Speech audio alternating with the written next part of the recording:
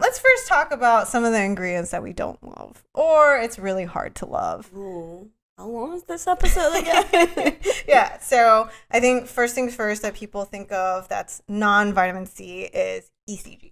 Yeah, ECGC or epigalactocatechin gallate is the main active ingredient from green tea extract or tea stuff in general.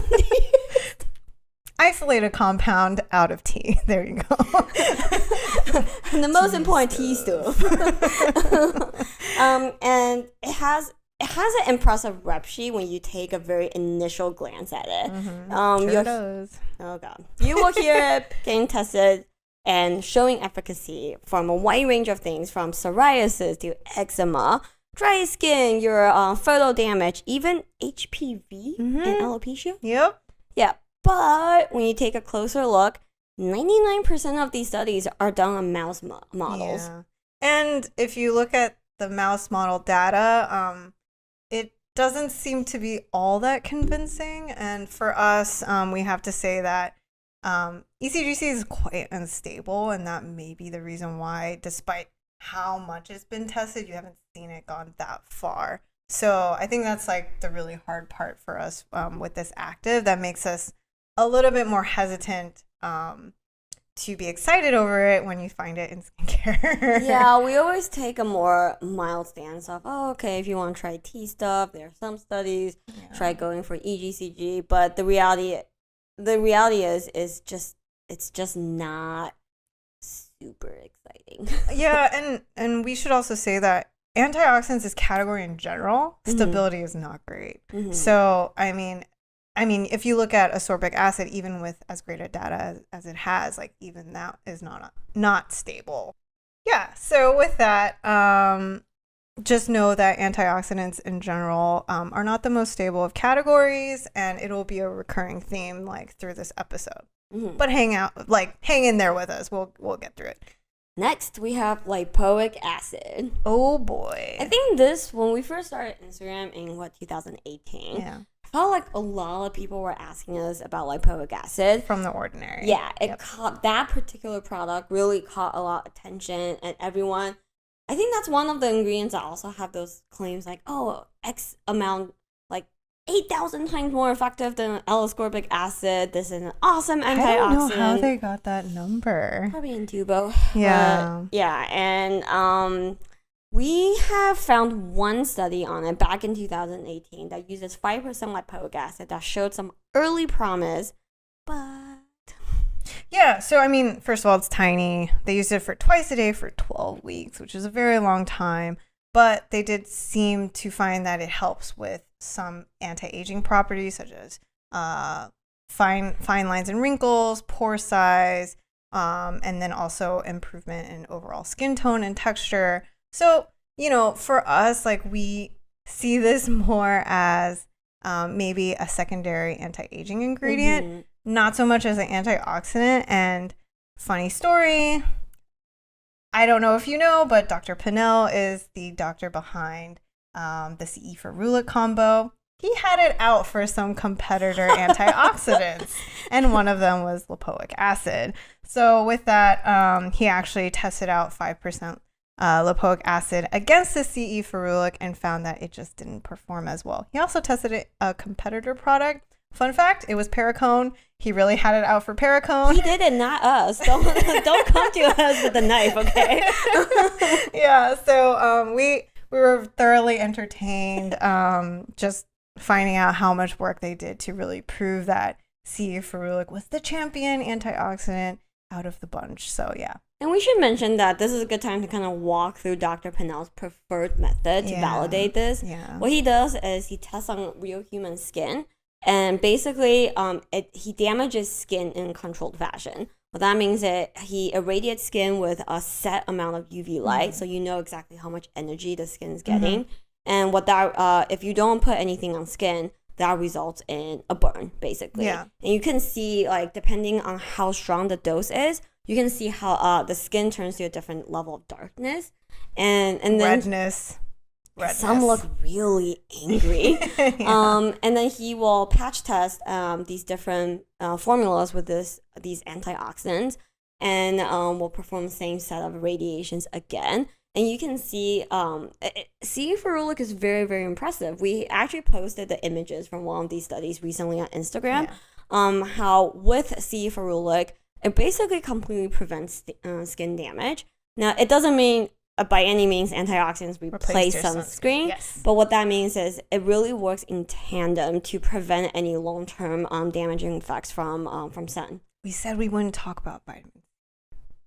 That was a brief example to demonstrate my point. And then when Victoria mentions Dr. Pinnell had it out for these other antioxidants, what she means is he also put these ingredients to the same test and found the results to be much less convincing. Not as great. Yeah. And the other thing I think that was cool about the protocol is they actually apply C ferulic a few days before irradiation. Mm-hmm. So it's kind of suggesting that, the long-term application is helpful for overall UV damage. So that I thought was like a cool point in their protocol. But yeah, so anyways, as far as lipoic acid, also not really our favorite as far as an antioxidant, but can understand it as a secondary anti-aging active. Okay, cool. Next one. Pignaginol. As you can tell, we are going through a few of the Ordinary's more exotic serums. So yeah, they have I believe a 5% lipoic acid. Mm-hmm. They have a 5% pignaginol serum. And pignaginol is a trade name for a particular French maritime, like basically French pine extract. Yeah. And this actually has some really cool data. As an oral ingestible. So when Victoria did a lot of the research for this episode, and basically every ingredient we wanted to talk about had a big fat asterisk around it. Yeah. And the asterisk around pignaginol it's mostly not used topically. Yeah, so this one's hard for us to, first of all, it's going to be hard for us to really talk about in skincare, but the data as an oral ingestible is actually pretty cool. They test it for skin barrier health, they test it for whitening, they test it for overall anti-aging, and even UV protection. Now, we're not saying that this is, you can substitute out for your sunscreen, but the fact that it's tested more as an ingestible than really as a topical, it leads us to believe we're going to say like, it's hard for us to say if we really love it in skincare or not. So we'll see. Who knows? Yeah, and I think the thing here is that if it's done on skin, it's done on mice. If that's good human study, they ate it. So that was I made this whole podcast for very animal difficult. lovers. Yeah. So next. Yes. Okay. Well, quick question. All right. So right now we've gone through ECGC, Lipoic, pignaginol. Mm-hmm. I'm totally just making Gloria's life really hard. No. Rank which one you would choose out of the three to use. I would go for pignaginol. I think ECGC or green tea stuff in general, it's been done for so long. Yeah. And we always mention that, hey, interest is what sparks a lot of studies. Yeah. Kind of like CBD and all things hemp. That trend has been going on for a while now. We always say, hey, if you want to try it, go for it. But we don't know any of the data yet. The data is ongoing. It's being tested. And we're expecting to see a bunch of that results soon. Mm-hmm. Same thing for green tea. Green tea craze probably started in the, I want to say 90s, early 2000s. Yep. It goes from drinking, supplements, and topical. It's been going on for decades, and it's been through a lot of studies, but hasn't made a lot of progress, and this raises your spidey senses a little bit. Yeah, and I know there's like a study on green tea extract and how it helps with oily skin. Mm-hmm. But I think the other thing that's hard for me is to really know, like, is it the actual, how is the ingredient processed? Is it actually the compound that's going to help treat my oily skin, or is it just the green tea I just brewed? You know what I mean? Like it's I think the category as far as an ingredient is so vast and how its process is so vast that I just feel like green tea is I get kind of lost even to really know how I would pick a product with green tea. Yeah, exactly. So that's just something that's really hard for us to recommend. Lipoic acid has the opposite problem of green tea. It's relatively new to skincare, so it has some promising early data, even though not necessarily as an antioxidant, but it has shown some promising skin benefits. All 2 papers on it, so that's also really hard for us to say, yeah, get it, do it. So for the reason why I chose pycnogenol, even though there isn't a lot of, now this might get a little subjective, but even though there isn't a lot of topical data, it's got great oral data, and you can get it from The Ordinary at relatively cheap, and it's at 5%, which is a lot higher than what would be typically used, which is probably in the 0.5 to 1% range. Yeah. So you can easily dilute it and like kind of test it out before investing too much time and money. The other thing too is I think Lipoic and ECGC, their stability has me so worried that I don't really. First of all, with lipoic acid in The Ordinary, it's in pure solvent. I just don't think that's the best way to care of an antioxidant. So yeah, it doesn't really excite me to want to try that one. Whereas, the plant extract, I think fares a better chance. Yeah. Yeah. All right. Next. Last one in the category that we don't really love, Ubiquinone, CoQ10. Yeah, CoQ10. Yeah. This is found in skin. It's actually part of your skin's very natural antioxidant defense system. So I think the positioning is always like, it kind of replenishes your skin's natural antioxidant defense system. But does it work, Victoria? Does it? Well, does it? Yeah, so I tried really hard to find actual helpful data and came up with zilch. And the other thing, too, is that, what do you know? Dr. Pinnell strikes again. Dr. Pinnell is back with the bazooka.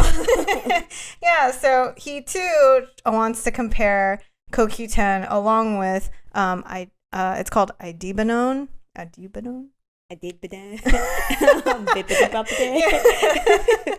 And it's another kind of alternative to CoQ10. Also, another claimed AOX called Kinetin, which you probably have never heard of. So these are the 3 that he's out to test, and compares all of them and finds that they really, actually, even more so than Lipoic, don't do well at all. We will post the picture of the MED study here, AJ. And you can see how red all the skin is. Yeah, it's not great. And I have to be honest, this active has been around for a long time. Yeah. And I just don't think there's really any evidence to suggest it's helpful. Yeah. Sorry.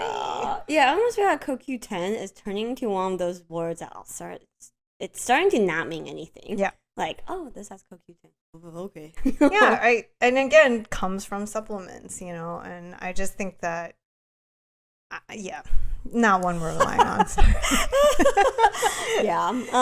Yeah. So that's that. So these are kind of the 4 that, we're feeling iffy on. Let's talk about some of the more promising ones. And first things first, because we're drinking wine for this theme, obviously, resveratrol. Resveratrol, or grape stuff. The reason why you validate drinking every day with wine o'clock, right? So usually they are referring to red wine, not so much white wine. This is just for for us. But yeah, so this has been really buzzy for the past 20 years or so too. Also started out as maybe ingestibles, and it has also been done in a lot of topical studies. We reference the SkinCeuticals resveratrol BE quite often because it's one of the coolest clinical studies you'll find that uses resveratrol. Yep. And so ultimately, the only issue with this active is that it's very expensive. Resveratrol BE is like $150? $150. Yeah.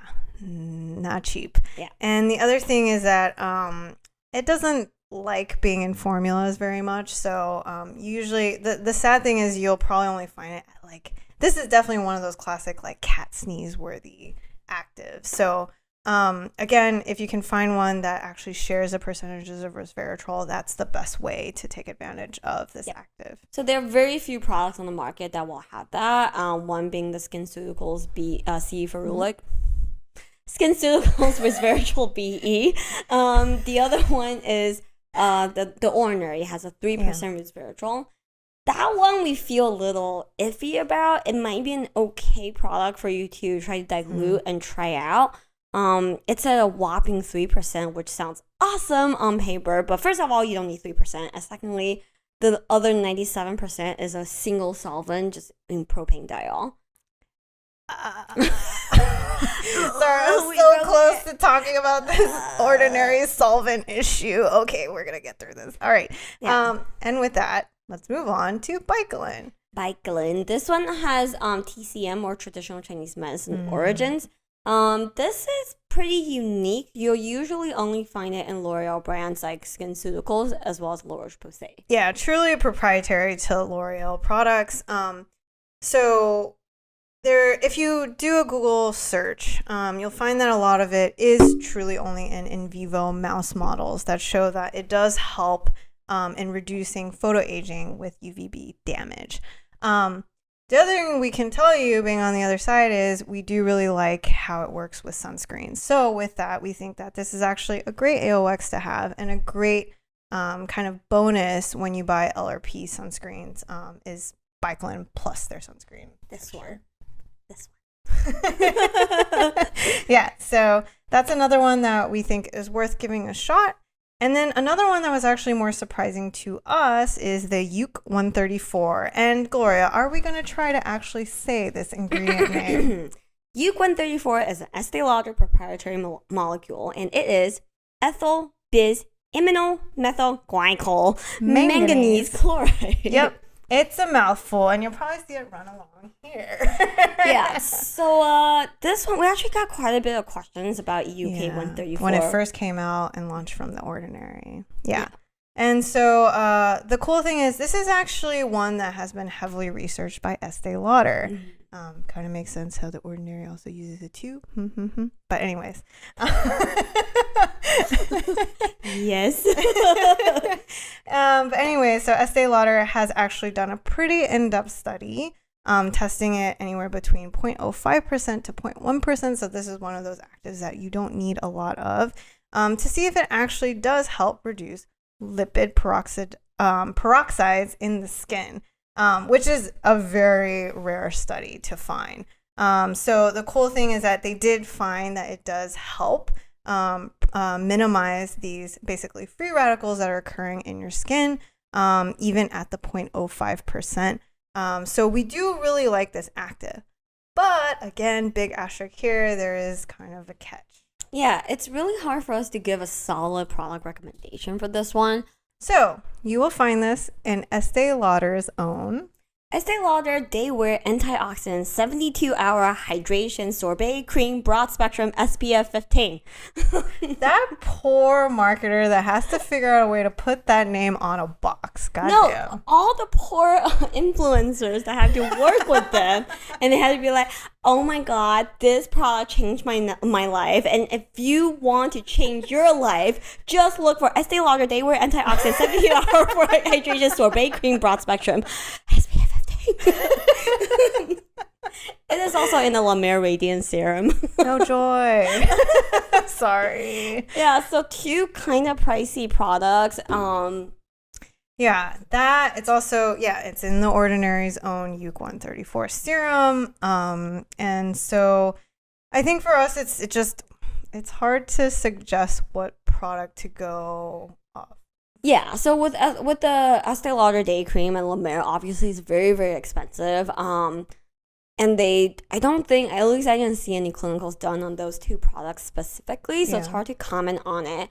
But for The Ordinary, it's used at 0.1%, which is on the upper echelon of how much you're supposed to use. Yeah. But the other 99.9% of the formula is, again, propane diol. I can't take it. Okay, can we first talk about this? Okay, I don't think we eventually will probably do a whole dedicated Ordinary review, but we really struggle with this single solvent formula because not only is it very lazy, but the other thing is you're compromising on texture. You're also not really... It doesn't give us a lot of confidence that the way it penetrates, the way it handles in that solvent. It's just the greatest format. Yeah, propanediol is a closely related cousin to propylene glycol. And it's a very common solvent, and it's a solvent stabilizer in skincare. We ourselves use it. But not at 99%. Yes. So concentration is really key here. Yeah. It's in most formulas. If you see it in listed in any of your cream serums, it's most likely in there at 10% or under, and most likely 5% or under. Yeah. So when you have anything at 99%, you're not helping texture. You're potentially inviting irritation, because 99% of anything can be just a higher risk of irritation. And lastly, I really feel like it just, like Victoria mentioned, a lot of antioxidants aren't stable. So it doesn't have any vitamin E's. It doesn't have any other things, any structure around it. So nothing to help stabilize and further improve its shelf life. Yeah. And I think compared to the resveratrol one, let's say you want to try resveratrol. Resveratrol is effective at, say, 0.5 to 1%.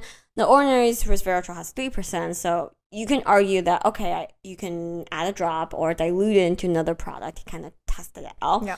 But the EUK product there's so much solvent. I have no idea how you would even begin to incorporate this. Yeah. And also, like, even if you just add a drop to your, serum or moisturizer, unfortunately, because the active is so low, your dilution is quite high. So, in terms of, are you actually getting the right amount? Probably not. So this is where we really struggle with some of the ordinary products. We always say it's kind of a great way to even just understand how these actives might work for your skin, but it's just not our favorite. I'm sorry. This is probably going to bring a lot of hate. Yeah, but yeah. Yeah. So with that, all right. So just to sum up, we really like, we think resveratrol is a great active, Bicolin, UC134. So those are the three that you can consider if you are looking for a CE ferulic alternative. Mm-hmm. Yeah. Is that it? Yes. Was that the takeaway? Yes. Is there another? Yes. And we will say, even though we gave all the reasons, this is where the science is at. Not gonna sugarcoat it.